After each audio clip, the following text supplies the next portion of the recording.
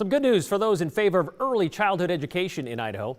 Remember that bill that barely failed by 2 votes in the House that would have given Idaho $6 million in federal grant money to improve and expand access to pre-K programs? Well, a new version is back, and it made it through committee.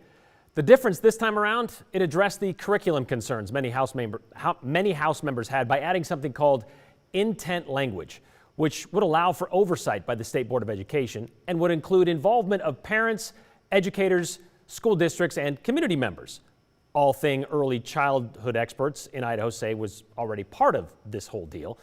Idaho is one of only a handful of states that does not fund pre-K, which is interesting when you consider the reasoning Representative Ron Nate of Rexburg offered in explaining his no vote, one of just 2 lawmakers that voted down.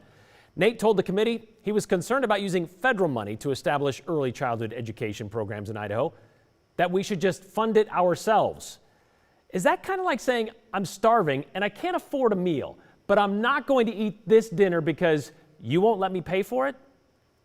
And yes, the questionable motives of educators was brought up again.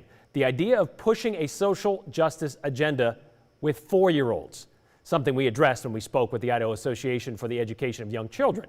You can see that interview in this story at ktvb.com. This version of the bill now heads to the House floor, and we'll see what happens this time around.